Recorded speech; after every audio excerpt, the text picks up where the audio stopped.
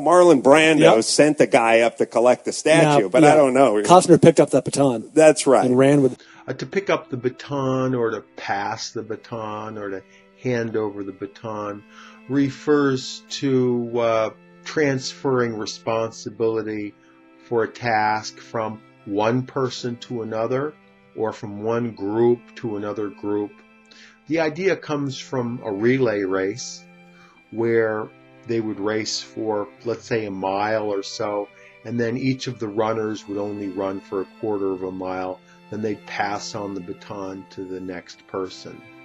This concept got carried over into politics and also into general speech making, where the speaker would talk about passing the baton from one generation to the next generation, or to pass the baton from one group to another group who's going to take over responsibility. And oftentimes they actually had a baton or they had some symbol of authority which they would pass from one group to the next to symbolize the transfer of authority.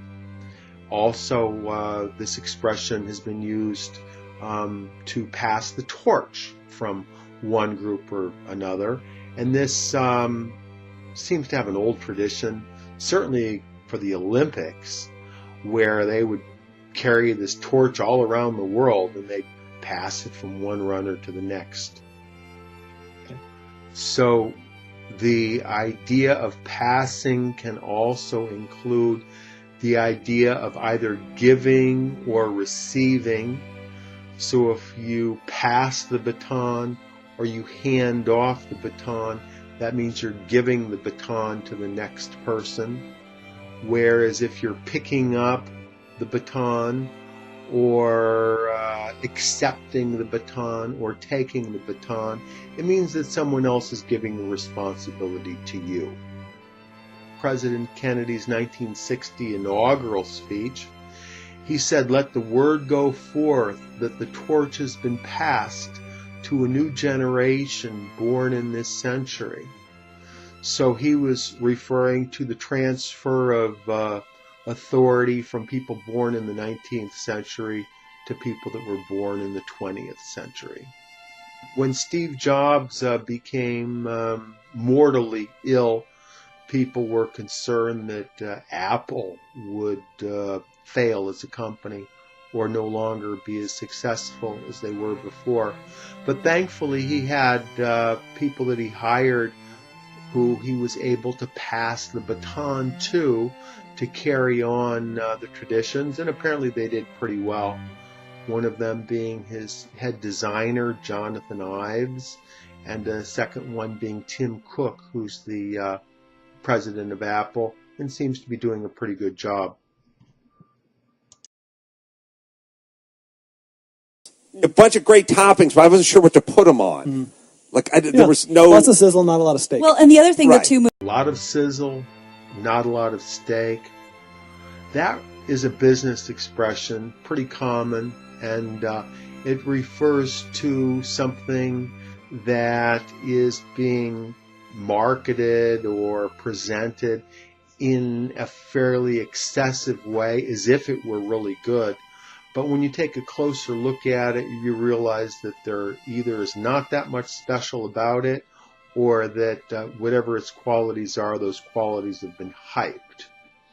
So, okay, the idea of sizzle is that when you put something on the barbecue, it will tend to make noise as the fat comes off of the meat and hits the fire, especially if it's at a high heat. On the other hand, you can't eat the sizzle. What you're really interested in is you're really interested in the steak. But at the same time, the idea of the sizzle, it gives you an appetite for the steak. So if it actually delivers and you really get the steak, then you're kind of happy about it. But if after all that song and dance, so to speak, or all that noise and not very much action, the actual meat itself is disappointing, then you're not so happy.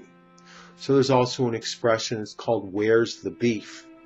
That's if somebody makes a lot of promises about all the great things that they're going to do, But at the same time, when it actually comes time for the improvements to show up, there aren't all that many improvements. Then people will say, where's the beef?